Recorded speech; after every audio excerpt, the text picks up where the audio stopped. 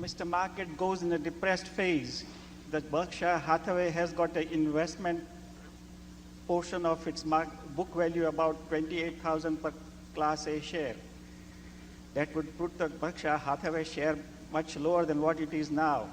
Would Berkshire Hathaway consider buying back its own share, or has it done it so in past, or is it out of the question? If the market went in the tank, Berkshire stock would go in the tank too. And so there shouldn't be anybody in this room that owns a stock that would not find it palatable, if not become positively enthusiastic about the stock going down 50%.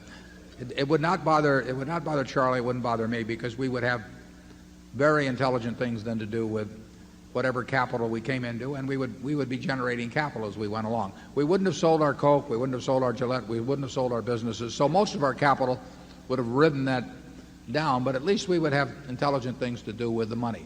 One of the intelligent things possibly could be to buy in our own stock, but that would imply that our own stock was cheaper relative to value than anything else we could find among possible opportunities. And the chances are we could find things that were more attractive.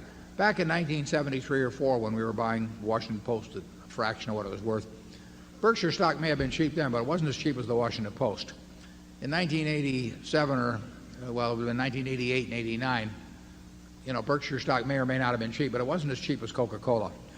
And it's unlikely that among the thousands of possible investments that Berkshire will be the most attractive at any time. But if it were, you know, obviously we would buy in our own stock. But I think if the Dow went down 50%, we would have plenty of interesting things to do, and we would not be unhappy. Charlie? Yeah, we don't have any rule against it. If opportunity cost is the game around here.